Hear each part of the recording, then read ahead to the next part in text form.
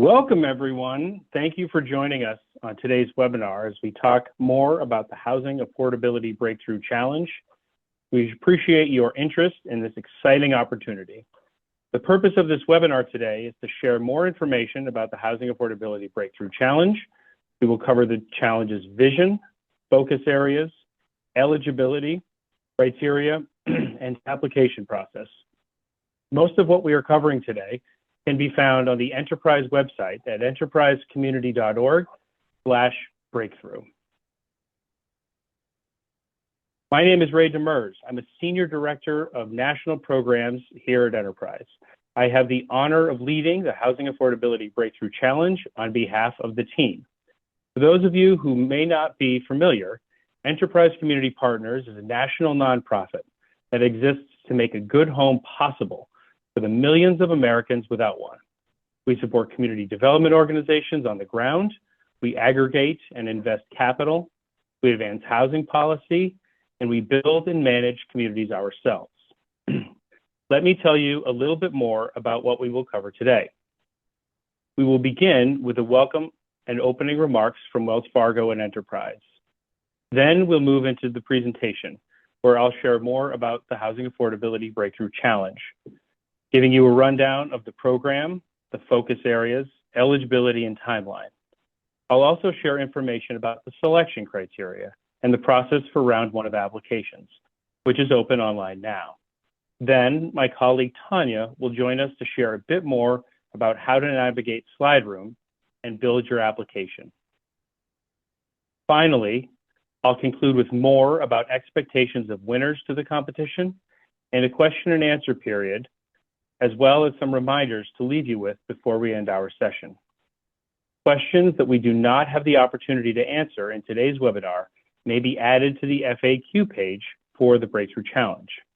And this webinar will be recorded and posted online in the coming days. Without further ado, it's my pleasure to welcome Lisa Price, Executive Director of Housing Access and Affordability Philanthropy with Wells Fargo. Lisa?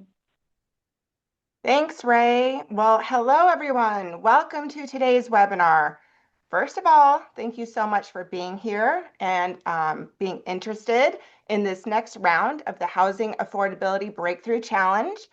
Yes, you have heard that name before. This is actually our third time launching the initiative, and we at Wells Fargo are just so excited. We've been working hard on this for many, many months behind the scenes, and I'd like to give a special shout out and thank you to Enterprise Community Partners for all of the work that they've done to get us to where we are today. So first, let me just share a little bit more about why did Wells Fargo want to invest in the Housing Affordability Breakthrough Challenge. So as you know, housing affordability is one of the most persistent economic challenges facing families across the country, and costs are squeezing too many families. So while Wells Fargo has supported housing solutions for decades, we recognize that traditional approaches alone weren't enough. And that's why we created the Housing Affordability Breakthrough Challenge with Enterprise Community Partners. It was to intentionally identify innovative, community-rooted solutions that helped to remove structural barriers that prevent projects from really scaling. And the challenge is designed to elevate what's already working, strengthen it with capital and partnership, and accelerate ideas that can expand access to stable and affordable housing in a meaningful and lasting way. So with no further ado, I'd like to turn it over to Baba Halm to provide us with a welcome from Enterprise. Thank you so much, Lisa. Good afternoon, everyone, and thank you for joining us today. We truly appreciate your interest in the Housing Affordability Breakthrough Challenge. I want to begin by thanking Wells Fargo for their leadership and enduring commitment to advancing scalable, innovative housing solutions. Their generous support has made this third cycle of the Breakthrough Challenge possible, and we're deeply grateful for their partnership. I'd like to take a moment to acknowledge several leaders whose support has been invaluable. Darlene Goins, Head of Philanthropy and Community Impact, Sarah Baton-Kahn, Wells Fargo's Head of Housing Access and Affordability, and of course, Lisa Price, who you just heard from. Their support and collaboration continue to strengthen the impact of this work. To date, Wells Fargo and Enterprise has awarded 12 innovations nationwide through the Breakthrough Challenge, spanning design and construction, finance, and resident services. Supporting innovation in affordable housing has never been more urgent. Across the country, we face a shortage of 7 million affordable homes. And I've had a front row view of how our Breakthrough Challenge winners are working to close this gap. From Pittsburgh, Pennsylvania, to Juneau, Alaska, these innovators are changing the narrative of what's possible in affordable housing and demonstrating how bold ideas can drive meaningful impact for families and communities nationwide.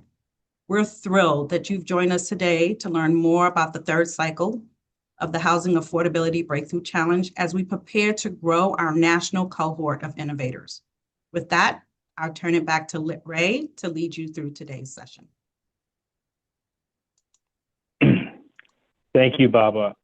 And thank you, Lisa, and the entire Wells Fargo team who have been such amazing collaborators, thought partners, and sponsors of this important innovative work. I've introduced myself, so let me welcome my colleague, Tanya Baghini, to introduce herself before we continue. Tanya? Thank you, Ray. Hello, everyone. My name is Tanya Baghini. I'm a senior associate with the Grants and Contracts team here at Enterprise. And I look forward to sharing with you our online platform called Slide Room that we use to accept and manage the HABC applications. Thank you, Tanya. The Housing Affordability Breakthrough Challenge, launched by Wells Fargo and managed by Enterprise Community Partners, is a nationwide challenge designed to identify, amplify, and propel proven, ready-to-scale innovations that improve access, expand housing choice, and drive systemic change in the housing sector. Let me share a bit more about what we're seeking in this, the third cycle of the Breakthrough Challenge.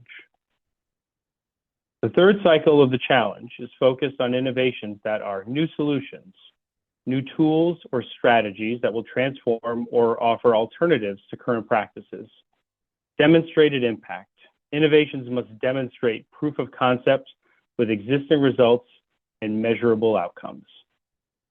Innovations must be scalable and replicable. They must be poised to scale up or scale out through a clearly defined strategy. More than the two previous cycles of the Breakthrough Challenge, we're prioritizing proven, ready to scale, and replicable solutions. So if you've been paying attention to the challenge over the previous two cycles, we're seeking innovations that are a little further along in their development and deployment than prior rounds.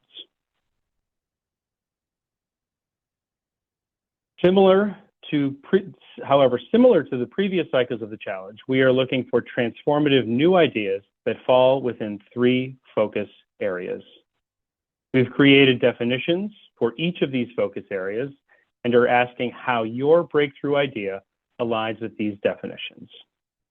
Within our first focus area, design and construction, we define innovations that are those that introduce new tools, strategies, approaches, and perhaps technologies that spur transformative practices, processes, or new materials.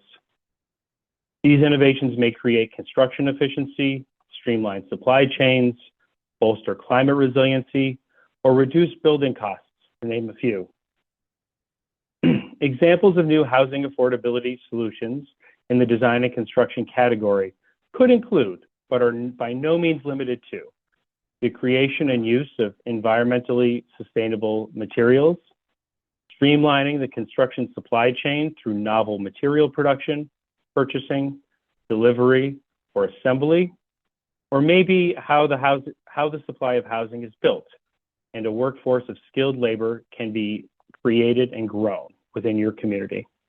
Again, these are only examples to help you determine if your idea fits within the definition of the design and construction innovation focus.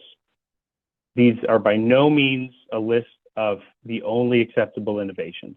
They're just the launching off point. In our second focus area, we're stating that financing innovations will broaden access to capital, streamline lending processes to save time or money, or remove systemic barriers that prevent households from accessing financial products. Applicants must show how their model can be replicated, how it scales, and how it contributes to creating more accessible housing market for renters and home buyers.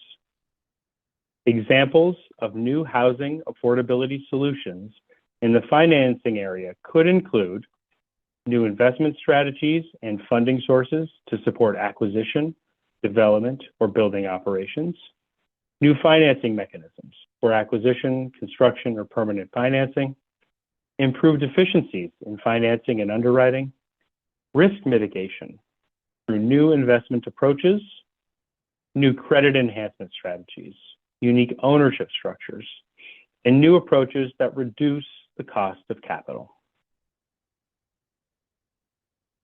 In our third focus area, service and delivery of programs, innovations will offer new, comprehensive, person-centered programs that use housing as a platform for broader outcomes. This includes stability, empowerment, education, or workforce development. Eligible programs will have demonstrated impact and a clear pathway for replication or scaling. Examples of new housing affordability solutions in the access and resident support area may include new models that increase housing choice for renters and home buyers, such as improved housing search processes, expanding acceptance of renter subsidies, ensuring equitable access to capital to support home ownership opportunities. From a technology standpoint, an innovation could be a new online resource to improve access to housing options, resident experience, and resident housing stability. I want to reiterate that the examples you've heard across these three focus areas are merely examples. They're meant to help you evaluate the focus area so you can slot your breakthrough idea into the correct category. The benefits of the Housing Affordability Breakthrough Challenge are profound, as we've seen over the 6 years of the program. The winners of the third cycle of the Breakthrough Challenge will receive $2 million in grants. They will receive technical assistance from Enterprise, but also through our affiliated partners. They will receive industry mentorship from other innovators across the country, including our 12 previous winners of the Breakthrough Challenge. And they will also participate in national peer learning opportunities. So we will have peer convenings, both virtually and online, and those will feature all of the participants of previous cycles of the challenge. Next, we will focus on the eligibility requirements for the third cycle of the Breakthrough Challenge. The competition is open to a broad range of organizations from across all 50 states and Washington, D.C. Bonus points will be given to applicants from entities based in or whose innovations are designed for one or more of the 28 states plus Washington, D.C. below. The complete list is available on Enterprise's website, but you can see priority markets in green on this map. Continuing on the theme of eligibility, the Breakthrough Challenge is open to mission-oriented for-profits, nonprofits, quasi-governmental organizations with an affiliated 501c3 entity, tribal designated housing entities or TDHEs, as well as tribal housing authorities. In the application, for-profit companies will be asked to provide additional information that demonstrates their commitment to and focus on housing affordability through their innovation and programs.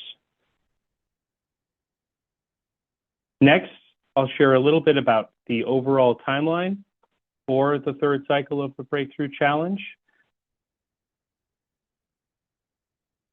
We are presently here in blue in round one, The application period opened last week, April 1st, and will be open through May 15th. The semifinalists, those selected to advance through round one, will be announced the week of July 27th. Round two, applicants that have progressed will begin on August 10th and will be open through September 18th. The finalists will be selected and announced by the week of November 2nd. And then round three, the finalist round, will take place between November 9th and December 4th of this year. We will work with finalists on their presentations and consolidation of materials. There will be a little technical assistance delivered immediately to those finalists. We will host a selection event in the winter of 2027. Think Q1 2027, I should say. And then we will be announcing the winners in February.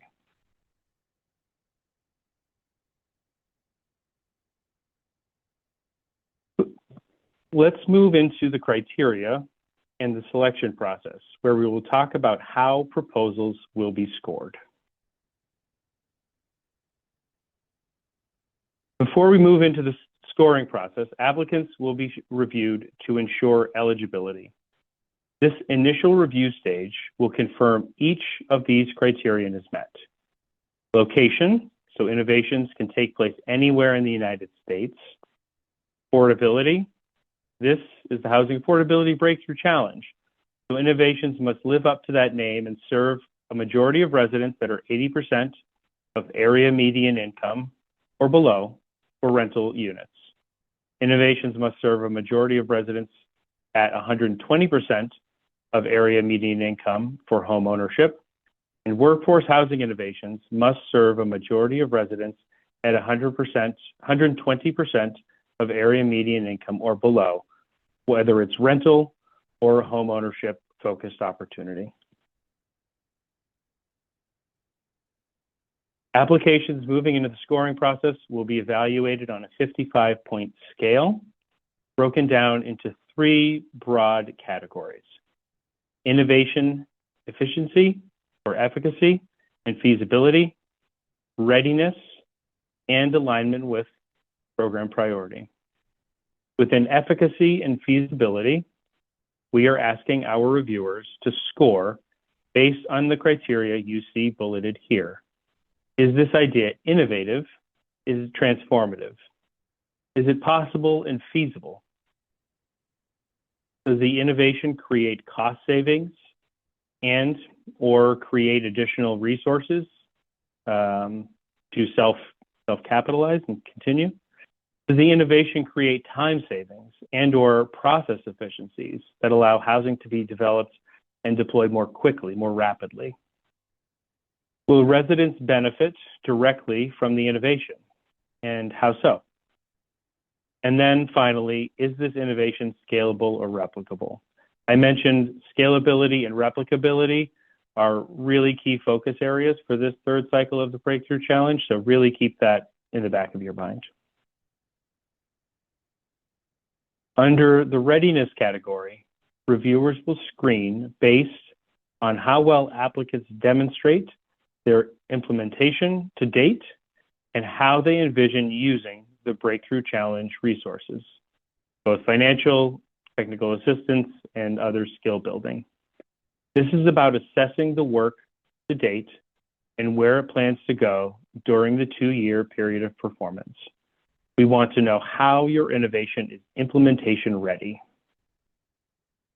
The final category is alignment with program priority.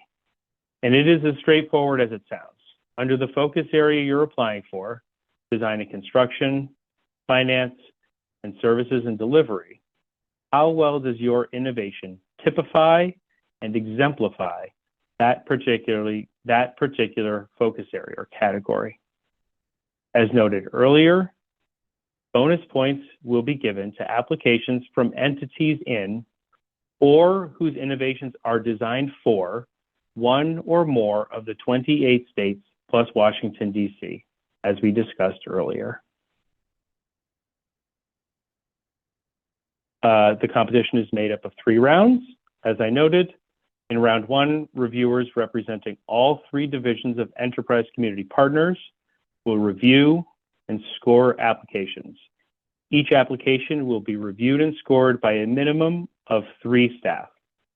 Review teams organized by focus area will convene to make selections of which innovations will proceed to round 2.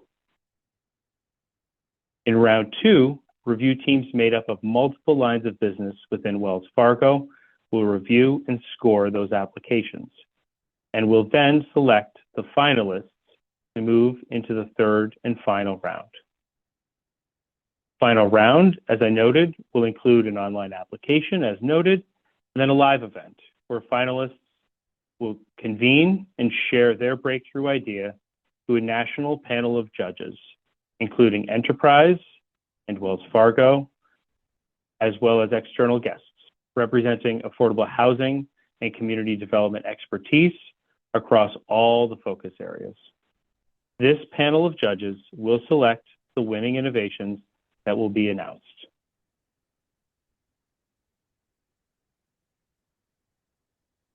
A lot of content. Hope everyone's, you don't need to take notes because we're going to post it online, but I hope everyone's hanging with us. Next, I'm going to turn it over to my colleague Tanya to walk through the slide room application and provide additional information on how to apply. Thank you, Ray. As I mentioned, Enterprise uses an online platform called Slide Room for application tracking and management. From the 2026 Housing Affordability Breakthrough Challenge webpage on Enterprise's website, shown above in the blue box, when you click on any of the references to Slide Room, you will be taken to the application. I suggest you also download the PDF preview of the application, which is also linked on this same page. The application in Slide Room has all the application questions, but the PDF document also has the descriptions of the focus areas, which will be helpful for you to have on hand when you're preparing your answers. So when you click on the word Slide Room on this webpage, this is what you'll see next. Next slide, please. So this is the way the program looks in Slide Room. Before you click on Apply Now, you can preview the full application to see all the questions that, again, are also in the PDF document. At this point, if you know you want to begin an application, click Apply Now. Next slide, please. This is what you'll see when you click Apply Now. If you already have a Slide Room account, click Login, and you will be prompted for your email address and Slide Room password. There is also that ever helpful forgot password option, so don't worry. Then when you log in, you will be taken straight to the application again, and you can begin. If you are signing up to Slide Room for the first time, you will supply an email address, choose a password, confirm your password, and then click Sign Up. You will then receive an activation link to the email that you signed up with. You'll click on the activation link, your Slide Room account will be activated, and then you can log in. Next slide, please. When you log into Slide Room for the first time, after creating an account for the first time, you will be taken to the listing of all of Enterprise's open applications in Slide Room, as you can see in the slide. You will click on the link to the Housing Affordability Breakthrough Challenge Round 1 application. When you click Begin Application, and you just logged into Slide Room for the first time, you'll have to create a Slide Room profile. Next slide, please. For the Slide Room profile, be sure to register as an organization and fill in your organization's name and information. Then you'll click Continue Application. It sounds like a lot when you're creating a SlideRoom account for the first time, but I promise the SlideRoom instructions are really easy to follow. Next slide. Now you're ready to start filling out your application. Most of the questions you will answer by typing text into a text box. There are character limits in place, different limits for different questions. You will see how many characters you've used and you have remaining as you're typing in your answer. There are a few multiple choice type questions. There will be questions where you are uploading a document. When you complete one set of questions, you click Continue and you'll be taken to the next set. You can skip questions and go back to them later. When you are done working on your application, but you're not ready to submit it yet, click Save and Edit in the upper right-hand corner. When you log back in at another time, it will take you right back to your application that you have in process. Next slide, please. As you're navigating SlideRoom, all technical issues, such as trouble creating an account or logging in or resetting passwords, must be sent to the SlideRoom's customer service team or by accessing their online help desk. If you have questions while you're logged in and navigating the application, there is a help button in the top right-hand corner. You will be offered a help guide or an option to contact their support team. I have used the SlideRoom support team many times, and they are very responsive and helpful. The important thing to remember is knowing that your enterprise team cannot help you with any technical issues related to SlideRoom. You'll have to reach out to SlideRoom to get assistance. Some of the SlideRoom features to remember: as I mentioned, SlideRoom automatically saves your work as it is entered. If internet connection is lost or computer problems occur, your work will still be saved. You can log in and out as many times as is needed to complete your application. Once a proposal or an application has been submitted, you are not able to make edits. So it is very important that you're saving as you go and you don't submit your application until you are done. Once submitted, you will see a confirmation screen with your ID number, the date and time of the submission, and the program, HABC, that you submitted to. You will receive a confirmation email with information pertaining to your submission. Please keep this email for your records. That's it for me, Ray, but I will stick around for questions. Thanks, Tanya. That's very clear. And I'll just say, as someone who has used SlideRoom in the past for other programs, it is quite graceful and simple. There is a little bit of early logging in and data input, but it's quite straightforward and pleasant to upload information. So it's a really great resource for us. Thank you, Tanya. Next, I'm going to share a bit more about the experience of being a challenge winner. The challenge is so much more than a simple grant program. Enterprise and Wells Fargo view our winning organizations really as partners that come with exciting opportunities for engagement. In addition to very regular communication, and by very regular, I mean very regular, the challenge will engage with our winners more significantly in the following ways. First, in addition to any planned evaluation you might include in your innovation implementation plan, we will also be looking at the overall impacts of the Breakthrough Challenge in the affordable housing context, because through the winning innovations. This won't be completed at an individual level, but rather as a collective, as how the challenge impacts the sector. Next, we are expecting great things from the future winners, and we'll be taking every opportunity possible to tell their stories of impact and feature the winning innovations in a variety of ways. There will be videos, there will be white papers, there will be sizzle reels, there will be social media supports, there will be a whole host of communication strategies to help elevate the innovation that wins. Finally, and I think the fan favorite, are our cohort convenings. We've been able to convene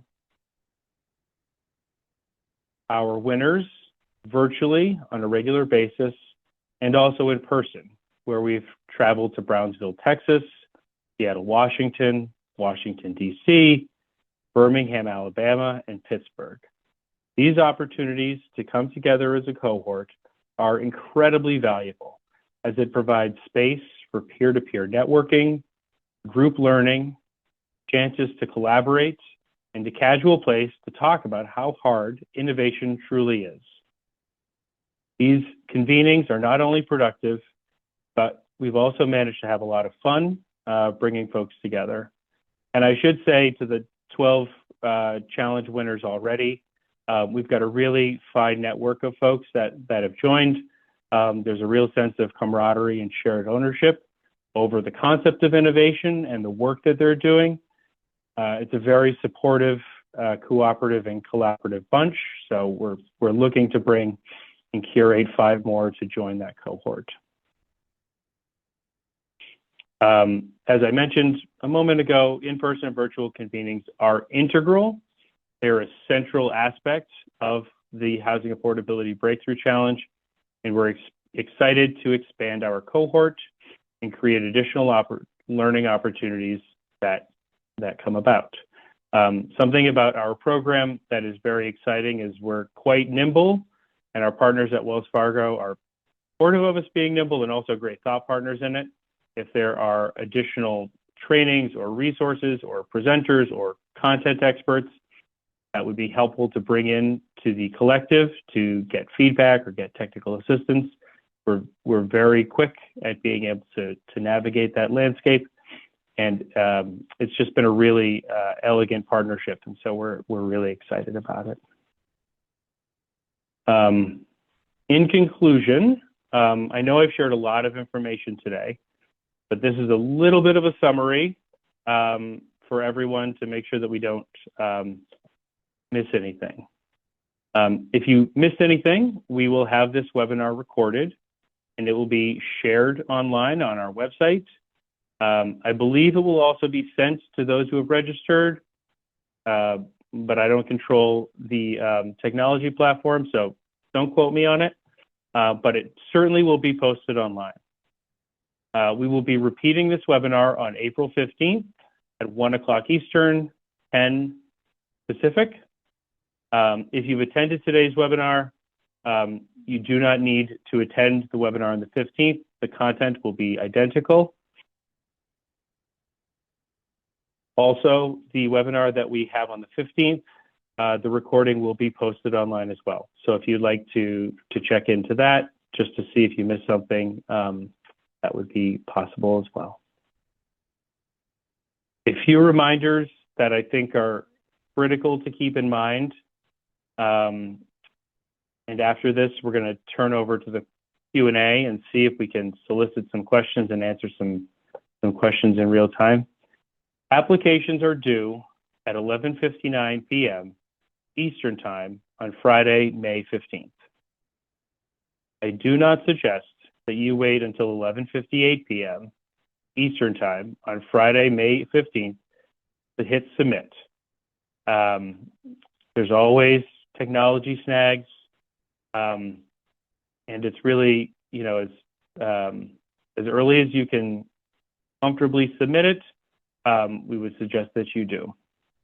We will be available that day, May 15th, to respond to questions by email through the Housing Breakthrough at enterprisecommunity.org email box until 7 p.m. Eastern Time. We will not be able to troubleshoot slide room issues that you may have. As Tanya noted, if you have login issues or password issues or snags with the SlideRoom platform, we will direct you to SlideRoom and to their help desk to address those with them. The link to the application, which Tanya mentioned, can be found quite quickly on our website, but you can find it at enterprisecommunity.org/breakthrough. You'll see an access to application section, and then you're going to be looking for the words that say apply in SlideRoom. This will take you over to the SlideRoom platform. If you do not have a SlideRoom account, you will have to create an account in advance of the application deadline. Again, if you are going to apply for the third cycle of the Breakthrough Challenge, we suggest you create an account quickly, so that way it's done, and then you can take your time with the application over the coming weeks in order to meet the May 15th deadline. Finally, many of you may have innovations that align with more than one of our 3 focus areas, but this is a moment where you must choose one under which to apply. This is why we've created the definitions that we shared earlier and that are available in the PDF of the application online.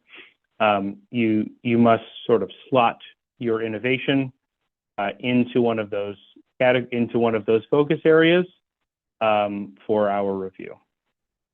Additional questions about the Breakthrough Challenge, the third cycle, grantee expectations, how this all works, could be submitted to the Housing Breakthrough at enterprisecommunity.org email address. Please note that we will not be able to respond to questions that seek guidance or advice on how to respond to the application questions or to vet ideas in advance. We'll be there to clarify some application questions or to direct you through the website or solve a myriad of other questions that you may have, but we will not be able to give guidance or advice on the applications that you will be submitting. Now, I'm going to take the slides down and see if we can answer some of the questions that have been brought forward. Okay. So bear with me. I have not seen any of the questions, so there's a moment, this is like jazz here. Will this PowerPoint be distributed after the webinar? Don't think we had plans to distribute the PowerPoint, but the presentation will be posted online. As I noted, both the April 7th and the April 15th, the content will be the same, and we will be able to view the slides there.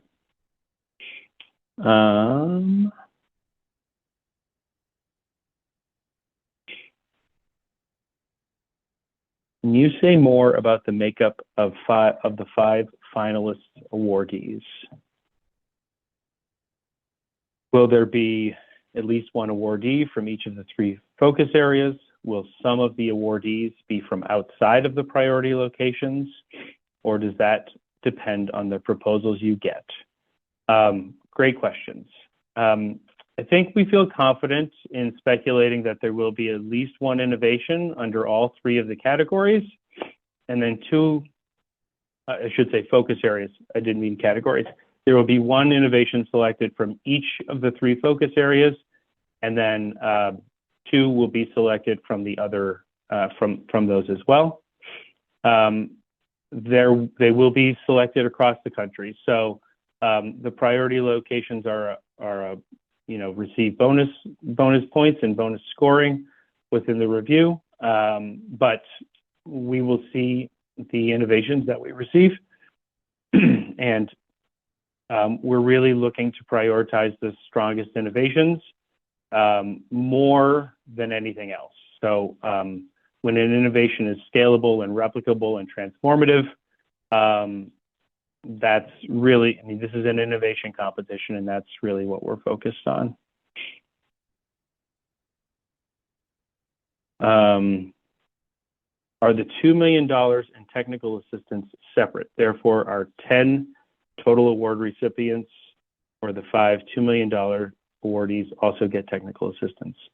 That's a really good question. So each of the 5 grantees will receive a $2 million award with a 2-year period of performance. So 2027 through the end of 2029.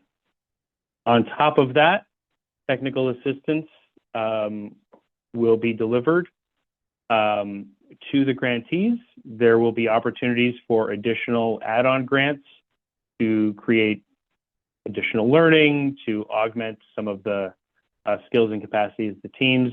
This depends upon the budget of how we're operating how the grantees are operating and how we can support them. But the $2 million award is the key financial component, and then additional grant opportunities would add on from that. Is the goal for the Affordable Housing Challenge home ownership, or is rentership allowed? Rentership is very much allowed. Home ownership is allowed. All manner of housing typologies is allowed. The key thing to focus on are those affordability focal points to make sure that the area median income is slotted correctly with the type of homes your innovation will seek to drive.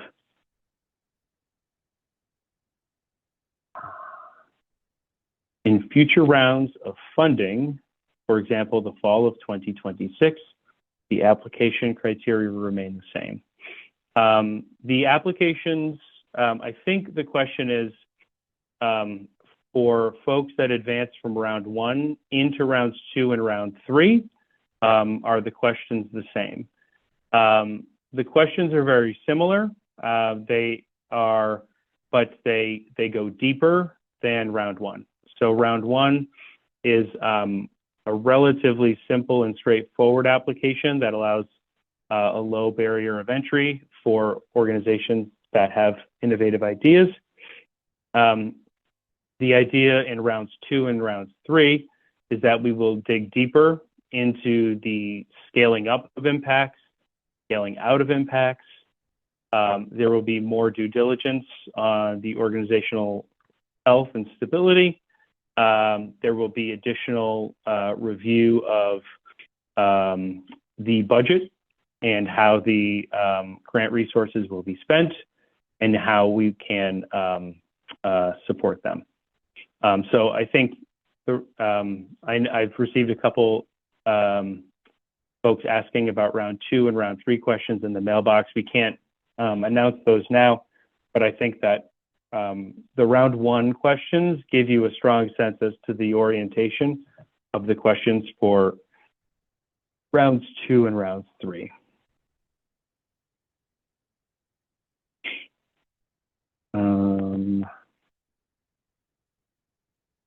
Will you accept collaborative applications between local providers? Yes, as long as the organization, the lead applicant organization, meets the eligibility criterion, local providers can certainly collaborate and coordinate on an application. You'll again want to focus on the scalability and replicability, so that way your innovation is kind of driving towards driving beyond pilot and into scaling up. Are the submissions in each round different or progressive in levels of detail? Yes, that's a great question. I think I spoke to it a moment ago. Subsequent rounds of applications have similar lines of questioning.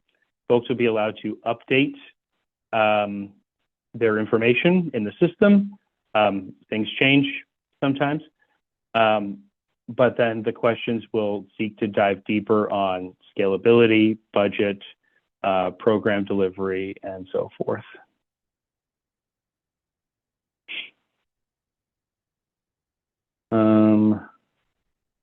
Will all the winners be announced at the same time, or is it staggered?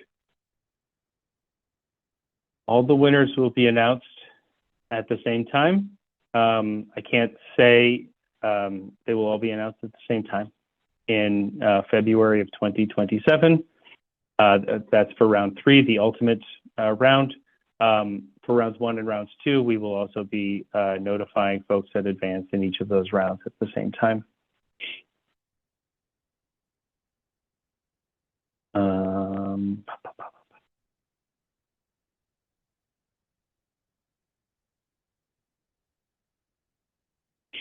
Is the bonus for priority markets assigned based on a yes/no for the full 15 points, or can projects receive partial credit in this category? The bonus points are all or nothing proposition. So if the lead applicant is not in the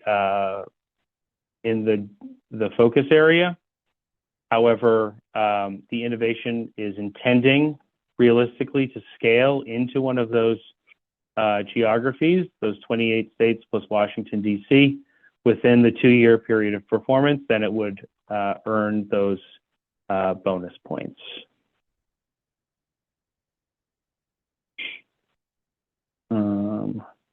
If you are working in more than one priority area, do you submit one application that lists all the locations you serve, or submit multiple applications, one for each priority area?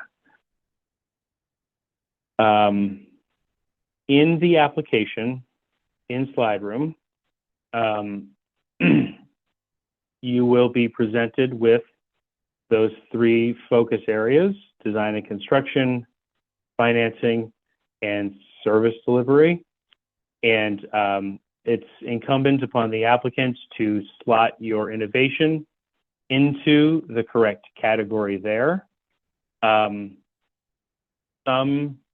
There have been instances where an entity, an applicant, has a series of innovations that they're looking to pilot, that they're looking to scale, I should say, not pilot.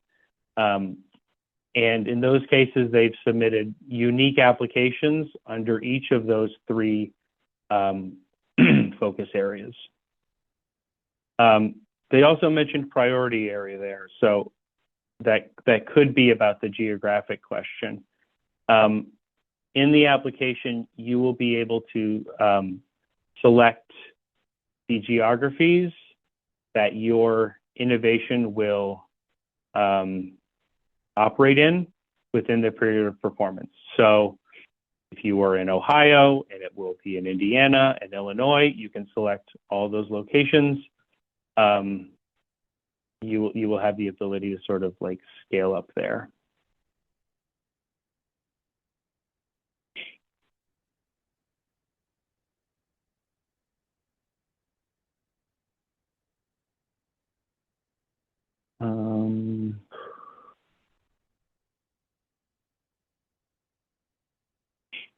Can you say more about program readiness? Would the affordable housing have to be built already? I don't think the focus on readiness would focus necessarily on the builtness, but in previous cycles of the Breakthrough Challenge, around cycle 1 and cycle 2, we were looking at projects that were earlier in the innovation cycle. So they would be pre-pilot or in the piloting phase or in the initial launch and idea incubation phase.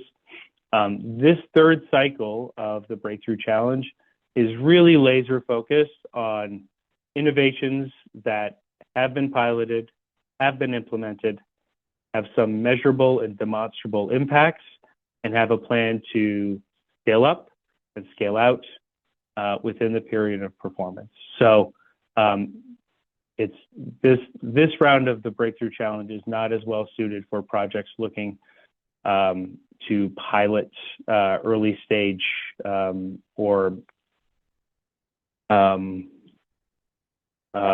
if you're in the ideation stage, this is not the focal point for cycle 3 of the challenge. How many applicants were there last year? By that, I think you mean cycle 2 of the Breakthrough Challenge. Somebody from the enterprise team could correct me on the exact numbers, but I believe round 1 in the first cycle had over 800 applicants in round 1. Tanya's nodding, so I'm at least within the ballpark. In cycle 2, which took place in 2023, I think there were over 400. There may have been over 500 applicants in round 1. I'll have to go back and check my math, but it is extremely competitive, and that's great. The competition drives, it kind of fuels everyone to be better and to up their game. So I think I know it's daunting, but I think that in a country that has an affordable housing shortage, the fact that there are so many folks that care about innovation and are driving towards scalable, replicable change at such profound levels ought to be heartening to everyone.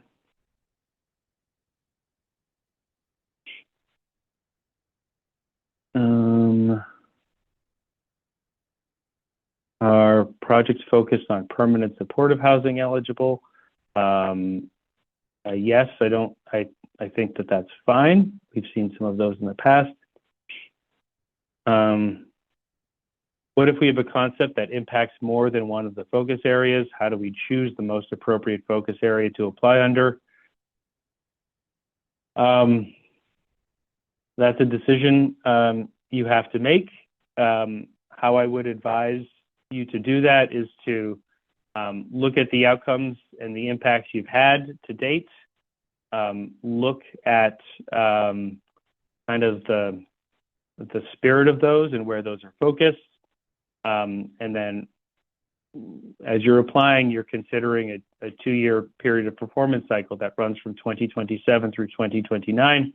I think it's important to understand like what you see as the growth potential and where the opportunities there will be to scale, and that can be a helpful guide to figure out which focus area to apply under. Is the final live event in person or virtual? For round 3, so folks that advance from round 1 to round 2, and then roughly we're expecting in the neighborhood of 10 to 12, though we reserve rights to include more if we have a hard time deciding, but 15 and under roughly folks will advance around, about 10 to 15 folks will advance into round 3. There is an online application component to that, similar to the previous 2 rounds. And then the final in-person event will take place the beginning of 2027. We will announce dates and locations once we have them.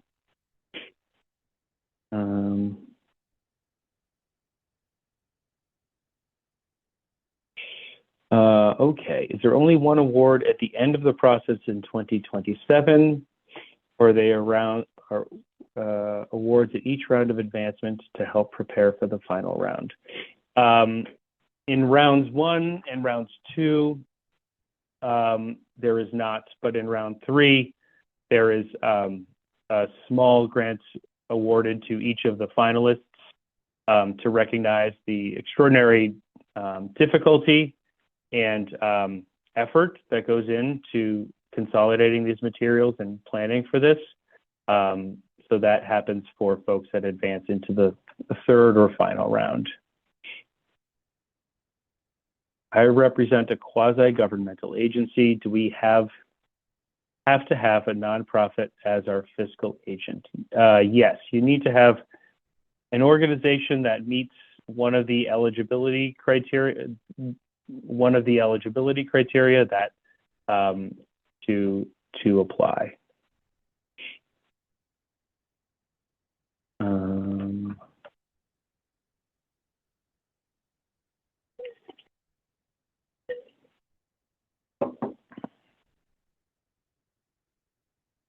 I'm scanning here.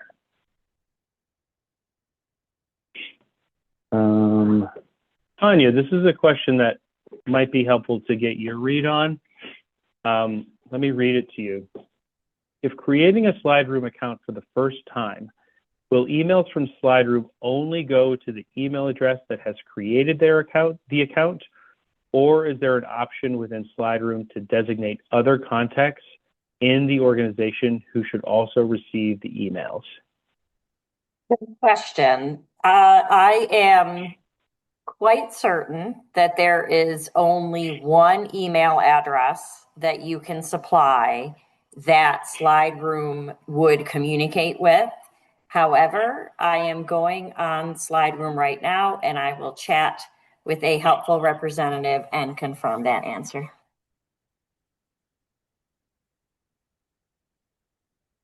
Thank you. Tanya, I have another Slide Room question here. Thank you, Tanya, for the Slide Room walkthrough.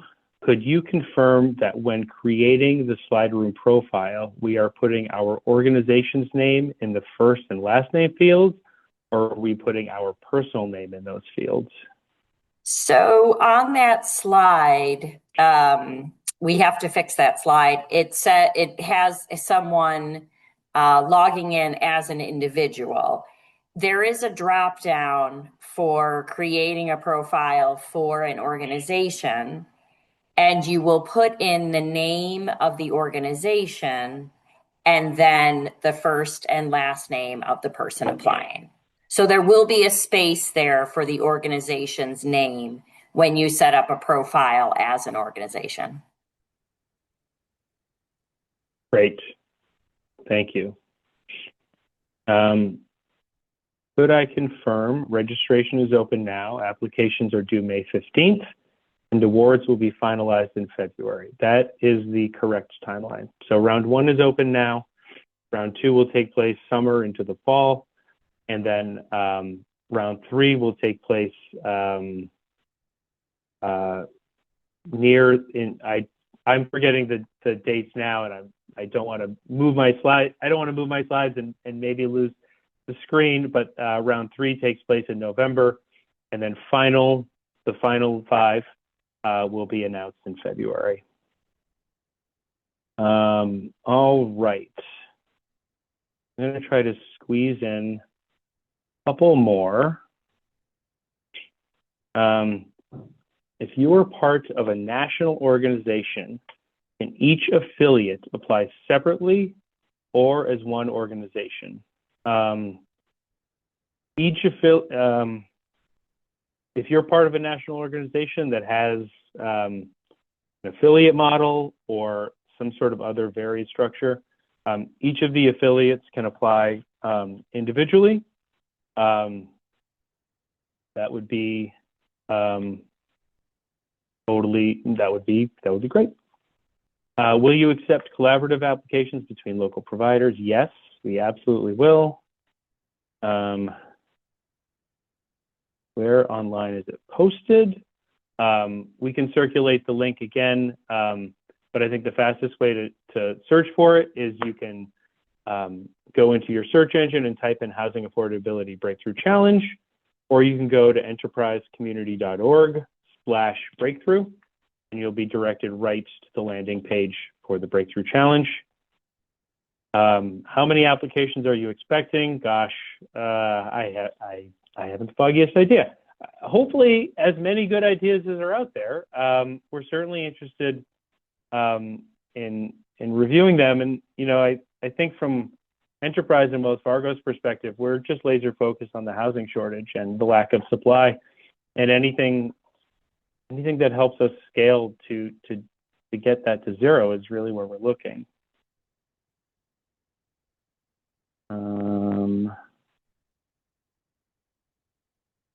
Okay. Okay, can an innovation bridge two priority areas if it significantly addresses each priority area? It's a great question. It's been asked in a couple different ways today. The top line is that for the application, you need to pick a category that will be the focus for the application. In rounds 1 and rounds 2, applications will be reviewed based on the category they're under, with a certain number advancing from round 1 into round 2. And then from round 2 into round 3, we're seeking to curate a final list of 5 that has several finalists from each of the 3 categories. And who are the previous winners and what were the innovations that were successfully awarded? I'm wondering if Brianna or someone from my enterprise team here could post a link to the previous grantees or current grantees of the Breakthrough Challenge, so folks can get a flavor of how that will work. Okay, and I'm going to try to do one more question.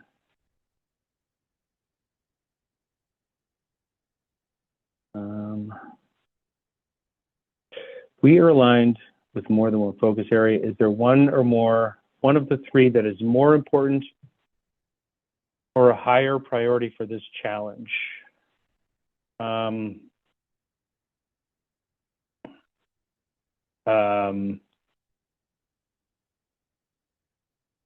don't think so.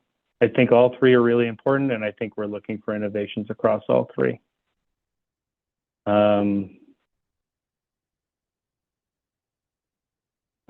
Does the project, okay, this is the last question, and then we'll close it out. So Kathy and John, we can close it out after this. Does the project need to be shovel ready to be considered for an award? I think the project ought to be shovels in the ground with pilots completed, implementation on the way, and you should have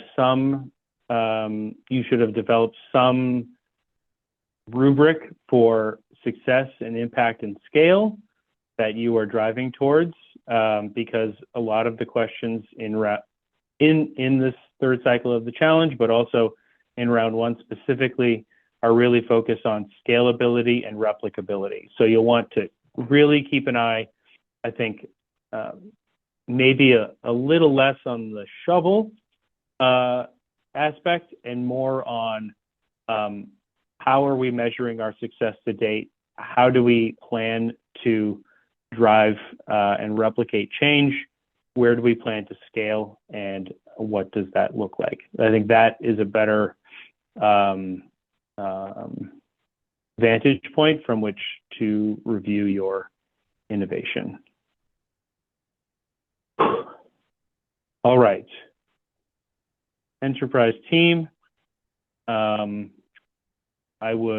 am going to share my screen one more time and then take it down.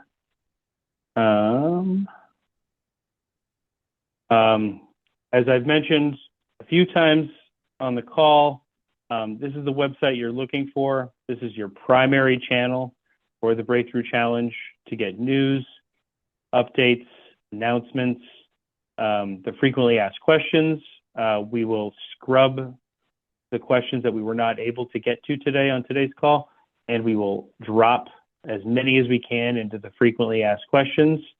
And stay tuned here for more. Before we go, I know we're going to replay the video that we started at the top, which may have had some audio issues, but I can't I can't say thank you enough to Lisa and her folks at the Wells Fargo Foundation and Wells Fargo broadly. They've just been extraordinary partners over the 6 years of the challenge. They're thought partners, they're funders, but really they're partners in helping us try to drive change. And it's been an extraordinary journey to be on with them. So a huge thank you to Wells Fargo. A huge thank you to my team here at Enterprise who have been helping us along the way. Every name that you see here, but also countless others and the reviewers that have reviewed it in the past. And then a huge thank you to you for your interest and the work that you're doing to close the 7 million unit housing gap in the country. Your work is critical to change in the country, and we are deeply, deeply appreciative of the work that you're doing every day. So thank you. And with that, I am through. My Enterprise folks could share the video one last time, and then we will see you.